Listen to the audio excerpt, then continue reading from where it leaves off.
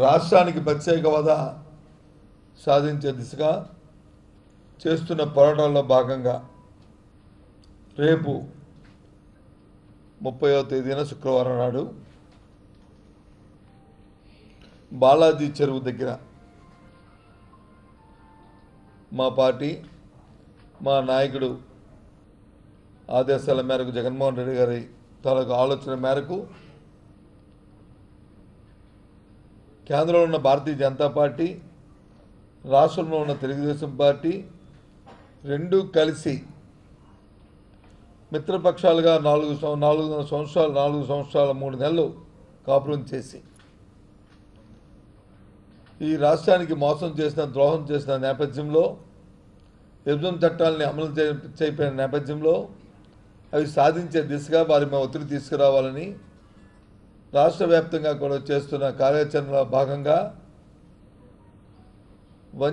ఈ రెండు ప్రభుత్వాలు చేస్తున్న వంచన మీద గర్జిస్తుంది రేపు వైఎస్ఆర్సీపీ పార్టీ బాలాజీ చెరువు దగ్గర ఉదయం 10 గంటల నుంచి సాయంత్రం 5 గంటల వరకు. ఇంతకుముందు గుంటూరులోను, అంతకుముందు నెల్లూరులో, అంతకుముందు అనంతపురం, విశాఖపట్నంలో కూడా ఈ కార్యక్రమాల్ని చేశాం. ఈ విధంగా రాష్ట్రంలో 13 జిల్లాల్లోనూ ప్రజల్ని చైతన్యవంతులు చేయాలని, ప్రభుత్వం మీద కేంద్ర రాష్ట్ర ప్రభుత్వాలను ఒత్తిడి తీసుకురావాలనే ఆలోచనతోనే ఈ కార్యక్రమాన్ని చేస్తున్న ఈ సందర్భం. దీంట్లో ప్రజా సంఘాలు, స్వచ్ఛంద సంస్థలు, కార్మికులు, యువకులు, రాష్ట్రానికి ప్రత్యేక హోదా కావాలని ఆశించే ప్రతి ఒక్కరూ కూడా స్వచ్ఛందంగా వచ్చి తరలి వచ్చి ఇందులో పాల్గొనాలని ముఖ్యంగా విజ్ఞప్తి చేస్తున్నాం. దీంట్లో మా పార్టీకి సంబంధించిన పార్లమెంట్ సభ్యుల దగ్గర నుంచి నియోజకవర్గ ఇన్ఛార్జీల వరకు అందరూ కూడా ఇందులో రేపు పాల్గొంటారనే విషయాన్ని కూడా తెలియజేస్తున్నాం. అందులో ప్రత్యేక హోదా సాధించే దిశగా ప్రతి ఒక్కరూ ఇందులో భాగస్వాములు కావాలని ప్రార్థిస్తున్నాం. చూస్తున్న పరిస్థితులన్నీ కూడా మనం ఆలోచన చేస్తుంటే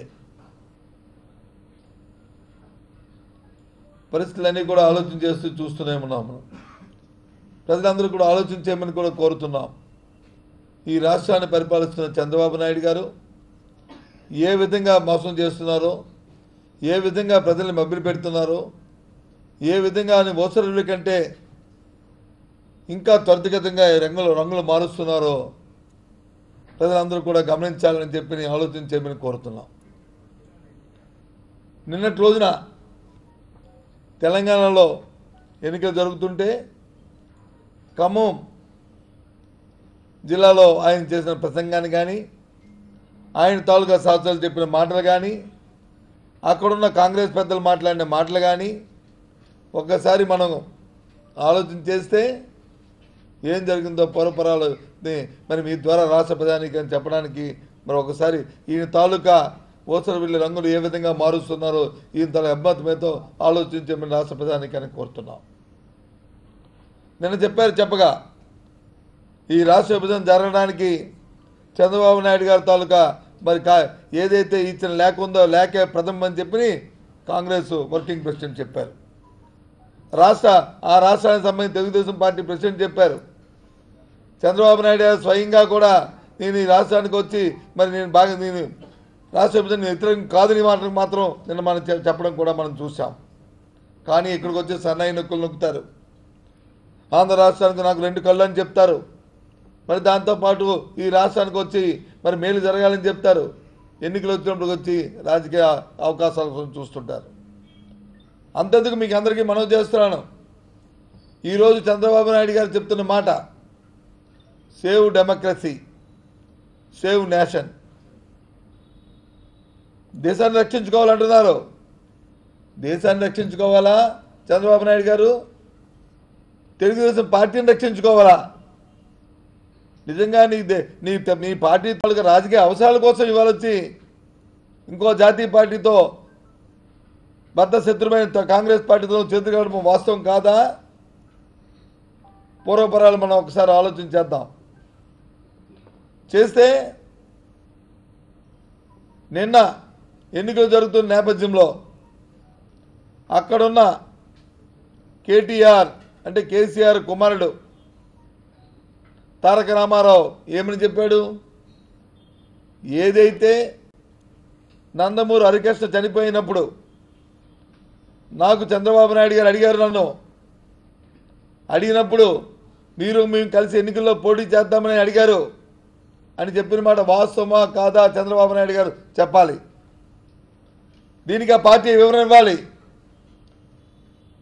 నువ్వు సేవ్ నేషన్ అంటే మరి దేశాన్ని రక్షించుకోవాలనుకున్న నేపథ్యంలో, భారతీయ జనతా పార్టీ మీద యుద్ధం చేద్దాం అనుకున్న నేపథ్యంలో, మరి జతకట్టాలనుకుంటున్న నీ ఆలోచనలో మరి టీఆర్ఎస్ పార్టీతో ఎందుకు నువ్వు జతకట్టుతావని చెప్పి అడిగావు.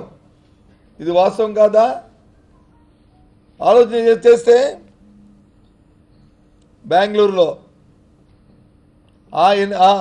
ఆ ప్రభుత్వం వచ్చి ఎన్నికల అయిన తర్వాత ప్రమాణ స్వీకార ఉత్సవంలో జాతీయ పార్టీతో అక్కడికి వచ్చి ఆ వేదిక మీద వెళ్ళి వాళ్ళతో పాలు పంచుకున్నారు.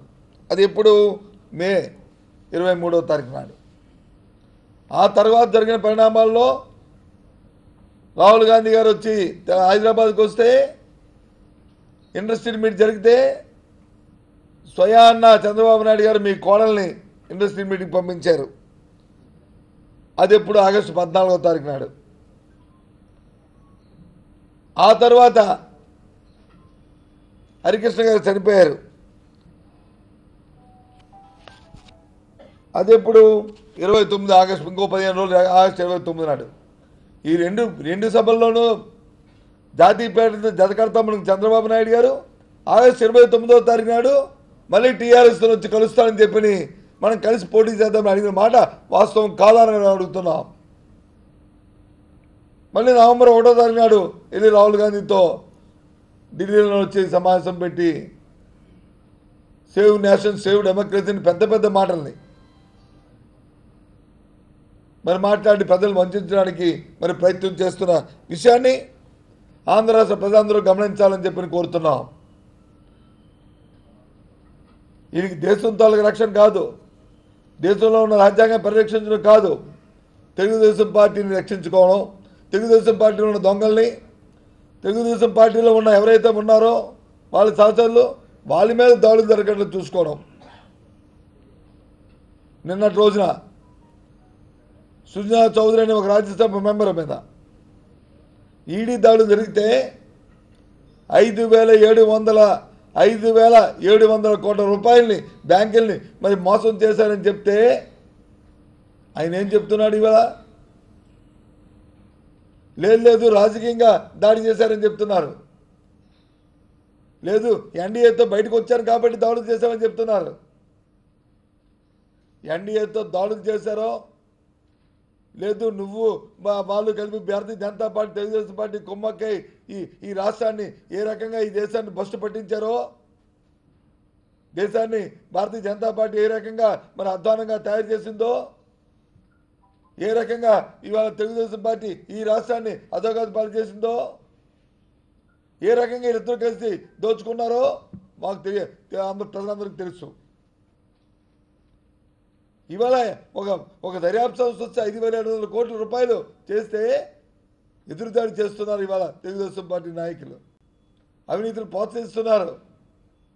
ఈ రాష్ట్రంలో మరి దొంగలకి హబ్బు, దోపిడీదారులకి ఇది ఒక హబ్బు, ఇక్కడ ఎవరు ఈ ప్రాంతానికి రావకూడదు అనేటట్టు మరి ప్రవర్తన చేస్తూ సిబిఐ కూడా రాకూడదని చెప్పి ఇవాళ వచ్చి ప్రకటనలు ఇస్తున్నారు, చట్టాలు చేయడానికి ప్రయత్నం చేస్తున్నారు.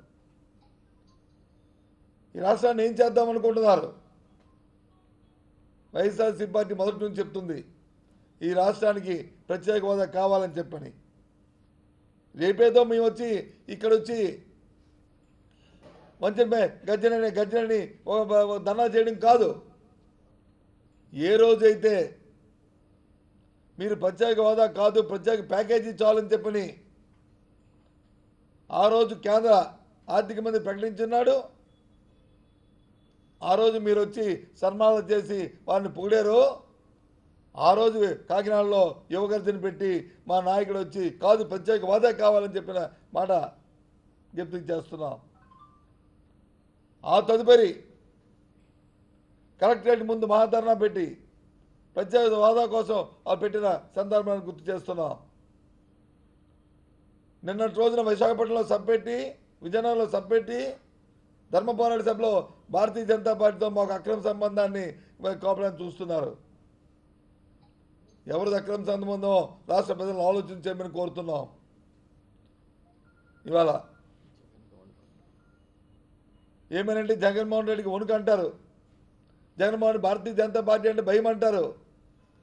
ఇవాళ చూస్తే భారతీయ జనతా పార్టీకి చూస్తే భయం ఎవరికి? చంద్రబాబు నాయుడు నీకు భయం కాబట్టే అక్రమంగా కలిసి కాంగ్రెస్ పార్టీతో కౌగులించుకుంటున్నావు. భారతీయ జనతా పార్టీతో వణుకు కాబట్టే వాళ్ళని పక్కన చేర్చుకోవడానికి నువ్వు ప్రయత్నం చేశావు. జగన్మోహన్ రెడ్డి ఎప్పుడు, వైఎస్ఆర్సీ పార్టీ ఎప్పుడు ఆ కార్యక్రమం చేయలేదు. ఈ పార్టీతో ఈ పార్టీతో ఉంది కాబట్టి ఇంకో పార్టీతో మనం వెళ్దాం, దాని ద్వారా మనం లబ్ధి పొందామని ఎప్పుడు చూడలే. రాష్ట్ర ప్రజలు శ్రేయస్సునే ఎప్పుడు కూడా చూసింది. ఇది వాస్తవం కాదని అడుగుతున్నాం. కాంగ్రెస్ పార్టీని కూడా ప్రశ్నిస్తున్నాం. మొన్న ఆగస్టు నెలలో మీరు తెలుగుదేశం పార్టీ మీద ఒక ఛార్జ్ షీట్ని రిలీజ్ చేసిన మాట వాస్తవా కాదా? ఆ ఛార్జ్ షీట్లో తెలుగుదేశం పార్టీ అవినీతి కార్యక్రమాలను మీరు పెట్టింది వాస్తవా కాదా? వీటి మీద కాంగ్రెస్ పార్టీ సమాధానం చెప్పాల్సిన అవసరం ఉన్నదని చెప్తున్నాం.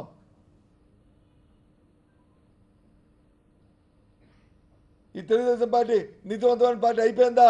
దానికి సమాధానం చెప్పాలని కోరుతున్నాం.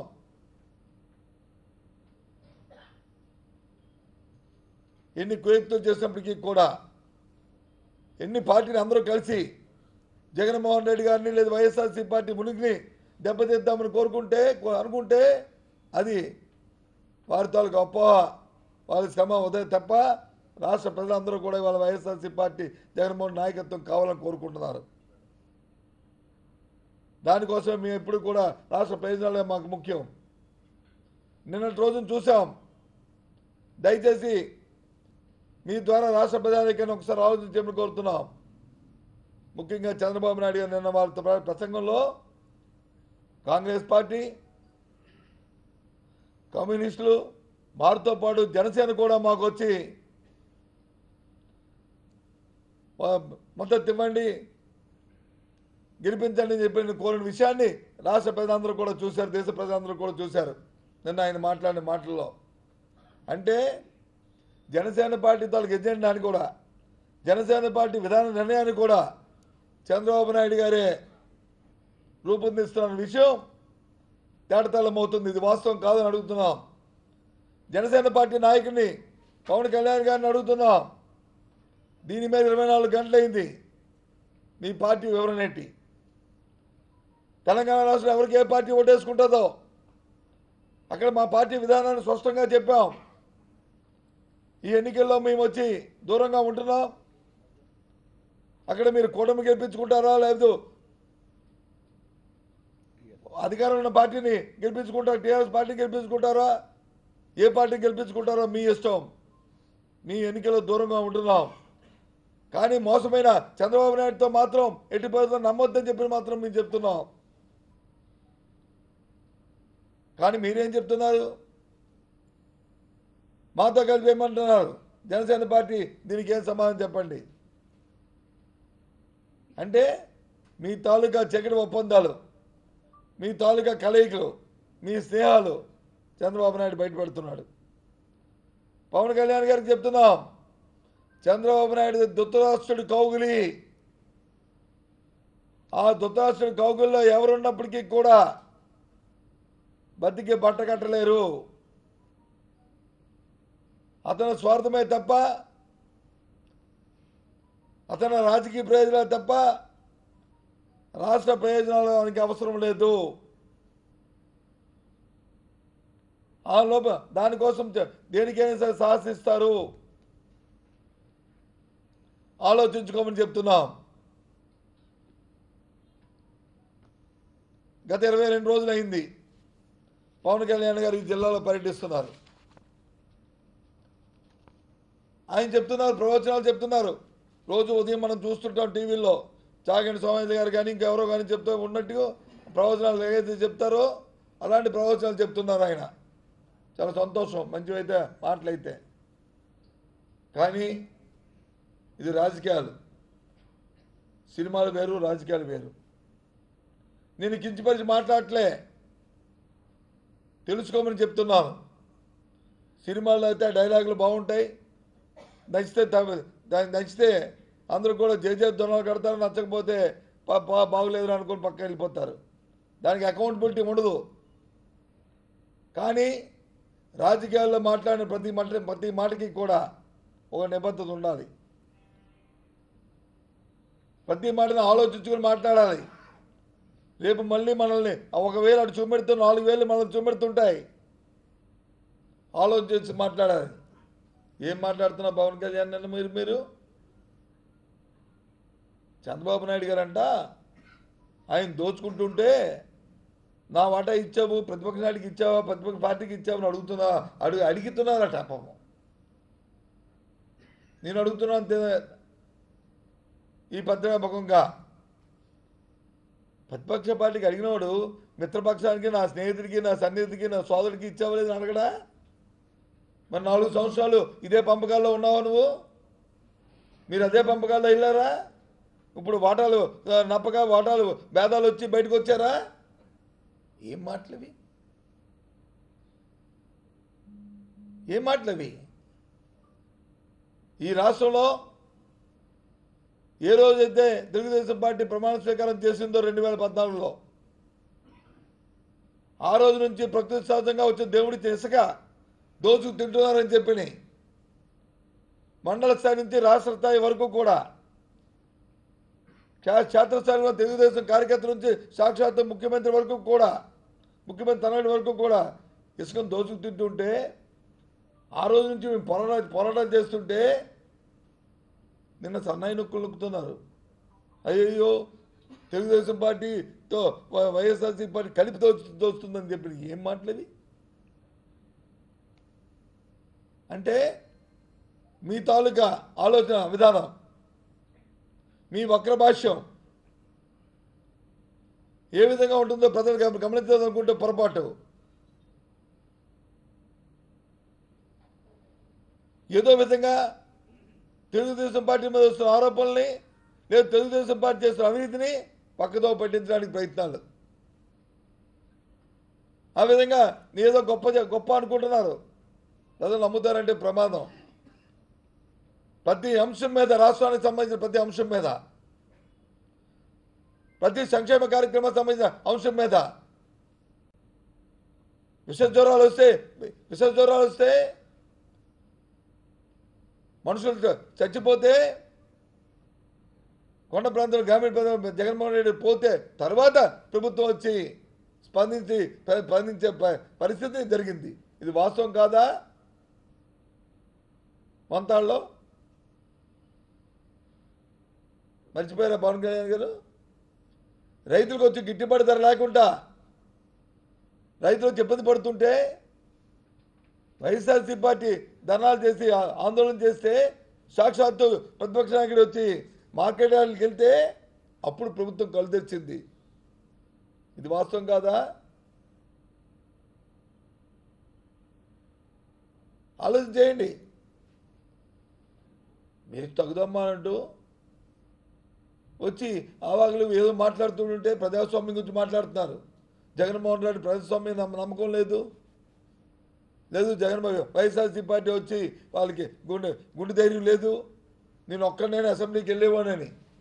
ఓకే, ఎందుకు వెళ్ళలేదు అసెంబ్లీకి మేము? కారణం ఏంటి? మీకు తెలియదా? ప్రజాస్వామ్యాన్ని పరిరక్షించుకోవాల్సిన అవసరం మనకు లేదా? 23 మందిని వచ్చి మార్కెట్లో పశువులు కొంటే సంతలో, అందులో 4 మంత్రులు చేస్తే ఏ ఒక్కరోజు తప్పని చెప్పి ముందు స్పందించమని అంటే ఎప్పుడైనా స్పందించావా మీరు? మీకు బాధ్యత లేదా ప్రజాస్వామ్యంలో? ఇవాళ వచ్చి తగుదమ్మానంటూ తిరిగి మా అమ్మాయి నెమ్మదైన ప్రయత్నం చేస్తారా? అటువంటి అసెంబ్లీకి వెళ్ళకూడదని మానేశాం. నాకు తెలిసి ఈ భారతదేశంలో, పోనీ ఆంధ్రప్రదేశ్లో ఒక రాజకీయ పార్టీ పెట్టి పోటీ చేయకుండా ఇంకో పార్టీకి ఒత్తాస పలికిన పార్టీ జనసేన పార్టీ కాదా?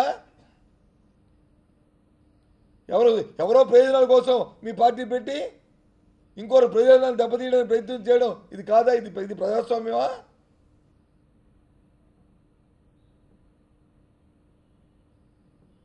ఏం ప్రవచనాలు అండి బాబు? ఏం కులాల గురించి మాట్లాడతారండి? నేను కుల రైతు అంటారు. మరి అన్నారు బాగానే ఉంది, సంతోషం, అమ్మమ్మో నిజమే కావాలనుకున్నాం. కానీ రాజమండ్రిలో వచ్చి బ్రాహ్మణుల మీటింగ్ పెడతారు, సంఘం మీటింగ్ పెడతారు. కోనసీమలో వచ్చి సెట్టిబెల్జీ సంఘం మీటింగ్ పెడతారు. నేను వచ్చి నాకు అవకాశం భగవంతుడు వచ్చి నన్ను వచ్చి రెల్లి కులస్తుల్లో పుట్టాలను అనుకుంటున్నాను అని చెప్తా. ఎందుకో కులం పేర్లు చెప్పాలి? వృత్తి పేరు చెప్పు. నేను సినిమాలు మానేసి చేస్తే బాగున్నాను అని చెప్పు. దబ్బా ఎస్. కుల రైతాలు అనుకున్నప్పుడు ఈ సమావేశాలు ఎందుకు?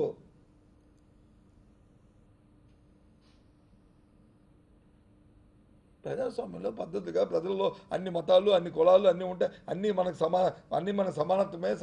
సమానమే. వాటి అభ్యున్నతికి ఆయా ప్రభుత్వాలు ఏదైతే అట్టడుగున ఉన్న కులాలు కానీ లేకపోతే అట్టడుగున ఉన్న వర్గాలు కానీ అట్టడుగున్న ఇవి కానీ ఉంటే అవకాశం ఉన్నందుకు మన అవకాశాన్ని బట్టి వాటిని వచ్చి బయటికి తీసుకురావడానికి మనం ప్రయత్నాలు చేయడం అనేది అది సమంజసం. ఆ ఆలోచన చేయాలి. అంతేగాని ప్రవచనాలు చెప్పినట్టు వచ్చి బాగుందని చెప్పి, లేదంటే పెద్ద బాల శిక్షలో చెప్తున్నట్లు వచ్చి రాముడు మంచి బాలుడు, తత్వమే పలకాలి, తల్లిదండ్రులు గౌరవించాలి, ఇవి అందరికీ తెలుసు బాబు, మా అందరికీ తెలుసు, ఇవేం చెప్పవసరంలే. దయచేసి కొంత సమయం పాటించుకోవాలి. ఇవాళ ఏం మాట్లాడమో గెలిపోవడం కాదు ముఖ్యము, మనం దాన్ని సస్టైన్ చేసుకోవాలి. ఇవాళ కాకపోతే రేపు కాకపోతే ఎల్లుండి నా విధానం ఇది, నా ఆలోచన ఇది అని ప్రజలతో మమేకం వేయడానికి ప్రయత్నం చేయాలి. అంటే ఓ ఆవు అని ఏంటి ఆవులు? నోనో నేనేమో ఇంకేదో వ్యక్తిగతంగా నేను మాట్లాడటం కాదు. దయచేసి నేను ఒక 20 సంవత్సరాలు 30 సంవత్సరాలు రాజకీయాల్లో ఉన్నా. మంచి చెట్లు చూసాం, మృదులకు చూసాం, కష్టాలు చూసాం, బాధలు చూసాం. చంద్రబాబు నాయుడు లాంటి ఓసర వెళ్ళి రాజకీయాలు చేసిన మనుషులు చూసాం. దాన్ని తట్టుకోవడానికి చేస్తున్న ప్రజలతో ప్రజల ద్వారా ఉద్యమాల ద్వారా నిలబడుతున్నాం.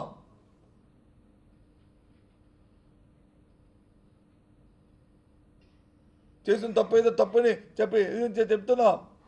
స్వర్గీయ రాజశేఖర గారి హయాంలో ఆయనతో పాటు పనిచేస్తాం. ఆ మహానుభావులాగా ఈ రాష్ట్రానికి అన్ని వర్గాలకి మంచి జరగాలని కోరుకుంటున్నాం.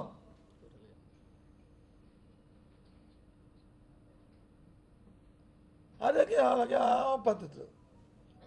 అందుకే ఇవాళ ప్రత్యేకవాద అంశం ఏదైతే ఉందో ఇది ఎప్పుడు జీవంగా ఉండాలి. ప్రత్యేక హోదా ఒకటే సరైనమని చెప్తున్నాం.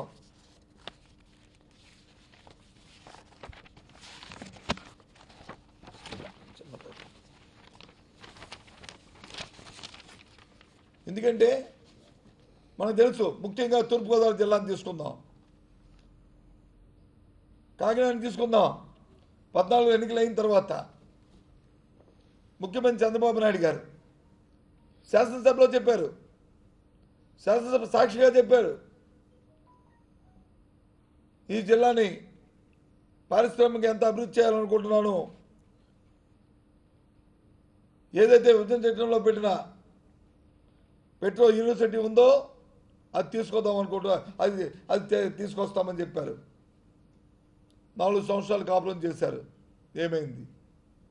ఏమనంటే చేశారు, ఇవ్వలేదు, అందుకే 5వ సంవత్సరం బయటకు వచ్చామంటారు. కాదు, 4 సంవత్సరాలు మీ అవినీతికి వచ్చి వాళ్ళు ప్రోత్సహిస్తున్నారని చెప్పని దొంగలు కలిసి ఊళ్ళు పంచుకున్నట్లు వచ్చి అటు భారతీయ జనతా పార్టీ ఇటు తెలుగుదేశం పార్టీ కలిసి బస్టు పట్టించి వాళ్ళు మళ్ళీ కొత్తగా కాంగ్రెస్ పార్టీతో జతకట్టారు. పెట్రోలియం కారిడార్, తుల్లో నౌకా నిర్మాణ పరిశ్రమ, ఈ పోర్టు కాక ఇంకో port, electronic hardware park, Telugu విశ్వవిద్యాలయం,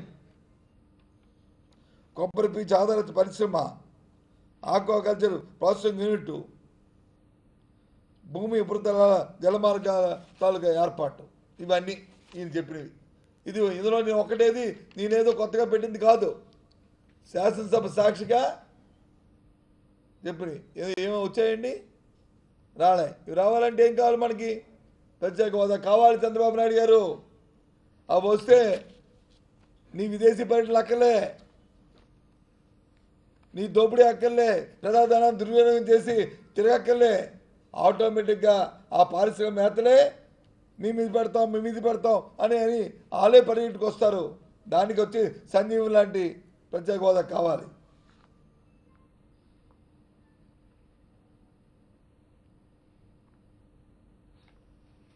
నేను ఇంకా మీకు చూపెడదాం అనుకున్నా, మర్చిపోయాను. కానీ నేను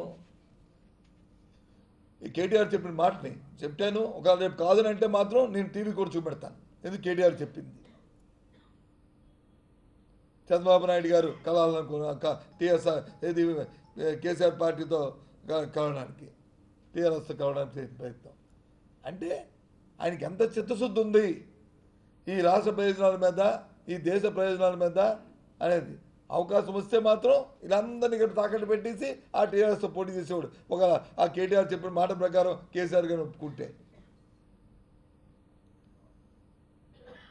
ఎంత సిగ్గుచేటండి. ఇవాళ ఎక్కడో ఉదయం చూశాను నేను, ఎన్నికలు జరుగుతుంటే ఈ రాష్ట్ర ముఖ్యమంత్రి హైదరాబాద్లో వచ్చి పర్యటన చేస్తానంటే పర్మిషన్ ఇవ్వలేదంట. ఎందుకు ఇవ్వలేదంట? అక్కడున్న ఒక క్యాబినెట్ మంది వచ్చి కేటీఆర్ అనేవాడు ఆ వ్యక్తి వచ్చి అతను వచ్చి రోడ్ షో చేస్తున్నాడు కాబట్టి మీ రోడ్ షో పర్మిషన్ ఇవ్వలేదని చెప్తున్నారంట. కారణం ఏంటి? ఏదైతే 10 సంవత్సరాలు ఉమ్మడి రాజధాని అని చెప్పి విభజన చట్టంలో పెట్టారో, ఏదైతే నువ్వు గొప్పగా నోటుకు ఓటు కేసు ముందు వచ్చి మాట్లాడావో, సెక్షన్ 8 అని మాట్లాడావో, ఆ హక్కులన్నింటినీ కూడా ఓటు నోటు కేసులో నువ్వు చేసిన దౌర్భాగ్యమైన ఒక పరిస్థితి వల్ల, ఒక పరిణామం వల్ల అక్కడ మా హక్కును కోల్పోయి ఇక్కడికి వచ్చాం. ఒక రాష్ట్ర ముఖ్యమంత్రి వచ్చి అక్కడ వచ్చి పర్యటించడానికి అవకాశం లేదని చెప్తే అది నీకు కాదు, మాకు అవమానం.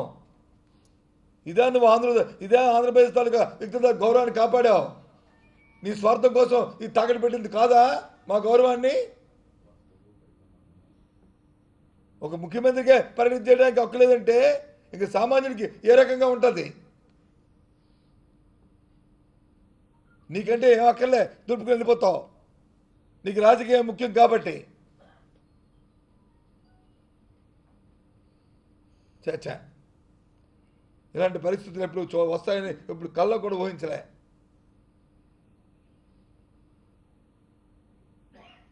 ఇటువంటి పరిస్థితులు రాష్ట్రంలో ఉన్నాయి. దయచేసి రాష్ట్ర ప్రజానీకాన్ని అప్రమత్తం ఉండాలని కోరుకుంటూ, ఏదైతే వైఎస్ఆర్సీపీ పార్టీ చేసిన పోరాటానికి దయచేసి మీ తాలూకా మద్దతు ఇవ్వాలని మీ ద్వారా ప్రజలందరినీ కోరుతున్నాం. దయచేసి రేపు జరిగే ప్రజా గర్జన ఏదైతే ఈ వంచనపై రాష్ట్ర ప్రభుత్వం, కేంద్ర ప్రభుత్వం ఈ రాష్ట్రానికి చేసిన నష్టం మీద నిరసనగా మళ్ళీ కొత్తగా జరుగుతున్న ఈ పరిణామాల మీద అందరూ కూడా స్వచ్ఛందంగా పాల్గొని జయప్రదం చేయమని చెప్పని కోరుతున్నాం. ఇంకేం చెప్పండి అయ్యా. దయచేసి ప్లీజ్ ఒకరు మాట్లాడతారు. స్వామి ప్లీజ్ చెప్పండి. మేము చేస్తున్న ఈ సభకి ఈ భద్రగా కోరుతున్నాం. ఎవరు దీంట్లో ప్రత్యేక హోదా కావాలనుకుని ఏ ఒక్కరు స్వచ్ఛందంగా వచ్చినా అందరికీ కూడా మరి స్వాగతం అని చెప్తున్నాం.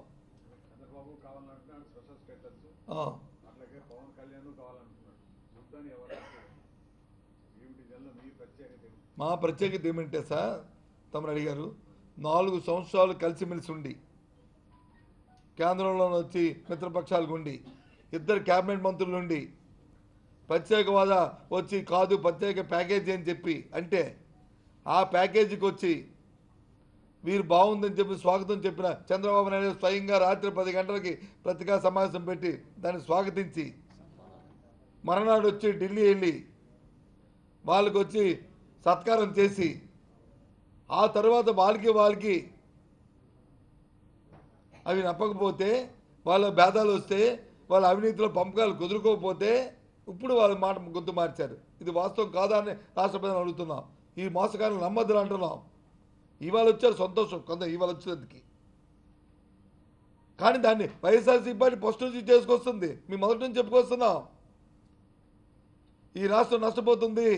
అటు భారతీయ జనతా పార్టీ ఇటు తెలుగుదేశం పార్టీ రెండు కుమ్మక్కై ఈ అన్యాయం చేస్తున్నాయి. దీంట్లో భాగస్వాములు మనం కావద్దు. ఇది మన ప్రత్యేక హోదాయే సంజీవని చెప్తున్నాం. దాని మీద మేము ఈ రోజు వరకు కూడా ఉన్నాం. అందుకే మొత్తం రాష్ట్రం అంతా కూడా యువపేరీలు చేసి యువపేరీల ద్వారా యువకుల్లో ఉత్తేజం తీసుకొచ్చాం, వాళ్ళ అవేర్నెస్ తీసుకొచ్చాం, సామాన్య ప్రజానికి వాస్తవాలు చెప్పాం, వాళ్ళు వచ్చి ఒప్పించాం. ఇవాళ అందుకే అందరూ తలవంచారు.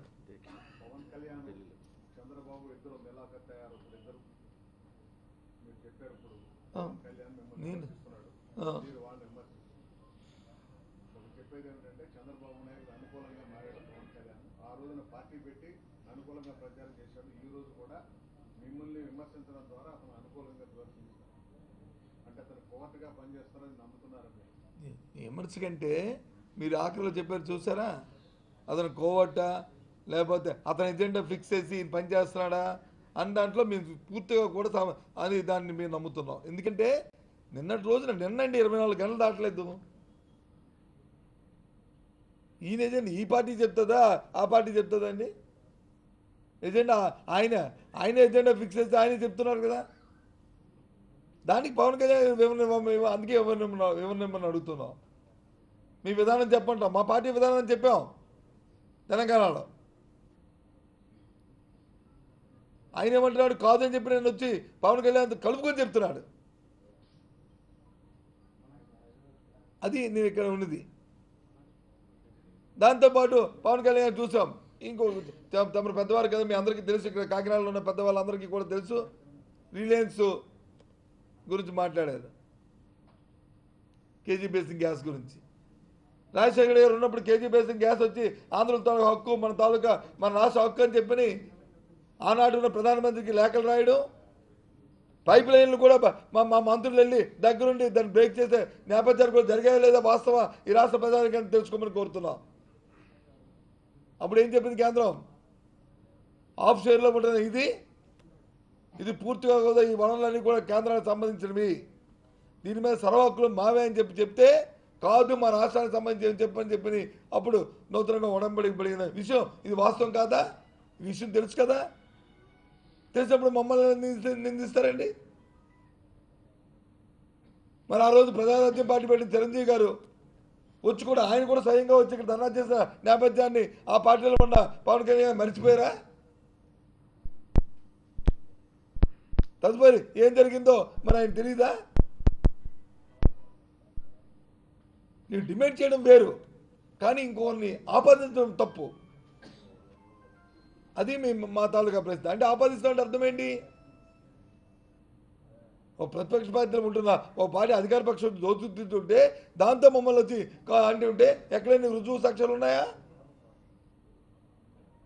ఇవాళ వచ్చి మాట్లాడుతుంటే ఏ రకంగా ఉంటుంది? అందుకు మేము అన్నాం సార్. అంతకని ఇంకేమి మేమేమి వ్యక్తిగతంగా విమర్శ కాదు, ఇది వాస్తవాలు చెప్తున్నాము. మేము విమర్శలు చేయట్లే. ప్రత్యేకవాద నిన్నటి రోజున ఎన్నో సందర్భాలు చెప్పారు. నిన్నటి రోజున కూడా పాలకొండలో మా నాయకుడు జగన్మోహన్ రెడ్డి గారు బహిరంగ సభలు చెప్పారు. అయ్యా రాష్ట్ర ప్రజలను కోరుతున్నాను, 25 మంది ఎంపీలని మాకు ఇవ్వండి. 25 మంది ఎంపీలు ఇస్తే ఎవరైతే రాష్ట్రాన్ని ప్రత్యేకవాద వచ్చి అమరావతికి వచ్చి మేము ఇస్తున్నామని చెప్పి ప్రజల ముందు సంతకం పెట్టిస్తారో వాళ్ళకే మేము వచ్చి సపోర్ట్ చేస్తాం. అది కాంగ్రెస్ పార్టీ అయినా అది ఏ పార్టీ అయినా. ఆయన చెప్పిన భాషను చెప్తున్నాను సార్ మీకు. ఆయన చెప్పిన భాష్యాన్ని చెప్తున్నాను, నేనేం మార్చట్లేదు. కాంగ్రెస్ పార్టీ అయినా అది ఏ పార్టీ అయినా, దేశంలో ఏ పార్టీ రేపు ఎన్నికలో ఎలవలసి వచ్చినా ఆ పార్టీకి మేము సపోర్ట్ చేస్తాం. మా తాలూకా ఒకటి అది ఈ రాష్ట్రానికి ప్రత్యేకవాద అంశం, దాని మీద మేము కట్టుబడి ఉన్నామనే విషయాన్ని మా పార్టీ నాయకుడు చెప్పాడు. నిన్నే చెప్పాడు. ఎన్ని సందర్భాలు చెప్పాడు? నిన్న కూడా చెప్పాడు. ఇది మాకేం ఇబ్బంది అంటే, ఏ పార్టీకి ఇబ్బందులు? రాజకీయ పార్టీల్లో వచ్చి ఓ పార్టీ వాళ్ళ పార్టీకి ఇబ్బంది అనేది కాకుండా వాస్తవతగా ఏదైతే ప్రజలను చూస్తున్న వ్యతిరేకత ఉందో, నిజంగా కానీ ఆ పార్టీ రాష్ట్ర ప్రయోజనాలను కోరుకుంటే ప్రజా వ్యతిరేకతని ప్రజలకు నష్టం పెడుతున్నప్పుడు, ప్రజల్ని అన్యాయం చేస్తున్నప్పుడు, రాష్ట్రాన్ని ద్రోహం చేస్తున్నప్పుడు, రాష్ట్రాన్ని దోసుకుంటున్నప్పుడు ఆ పార్టీని ఎదిరించి దాన్ని మళ్ళీ అధికారం రాకుండా చేయవలసిన బాధ్యత మనకు ఉంది. అంతేగాని ఆ పార్టీ వ్యతిరేకత వచ్చి చీల్చి మళ్ళీ ఆ పార్టీ లాభం చేకూర్చాలనుకోవడం అది మంచి సాంప్రదాయం కాదు, దుష్ట సాంప్రదాయం అనే విషయాన్ని చెప్తున్నాను. ఓకే, ఇంకో లాస్ట్ చెప్పండి ప్లీజ్. ఓకే,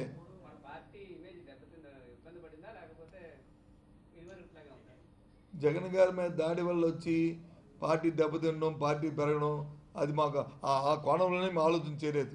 కానీ జగన్ గారి మీద జరిగిన హత్యా ప్రయత్నాన్ని ఈ రాష్ట్ర ప్రభుత్వం చాలా దానిగా ఎప్పుడు కూడా రాజకీయ చరిత్రలో ఎప్పుడు చూడలేదు. ఓ ప్రతిపక్ష నాయకుడి మీద దాడి జరిగితే హేళన చేసి ఆ దాడిని వచ్చి వాళ్ళ తల్లి చెల్లి చేయించారని చెప్పిన నీచ సంస్కృతికి దిగిన రాజకీయ పార్టీలు పరిస్థితులు ఇవాళ చూస్తున్నాం. ఏదైనప్పటికీ కూడా ఆ దాడిని చేసేవారు, చేసిన వారిని కానీ చేసిన వారి కంటే కొత్త ఆ కుట్రని పడిన వారిని వదిలే సమస్య లేదు. రాష్ట్ర ప్రజలు వారిని క్షమించరు. దీని వెనకాల పూర్తిగా తెలుగుదేశం పార్టీ అధినేత చంద్రబాబు నాయుడు కుమారుడు వారి తాలూకా తాబేదారులు ఉన్నారు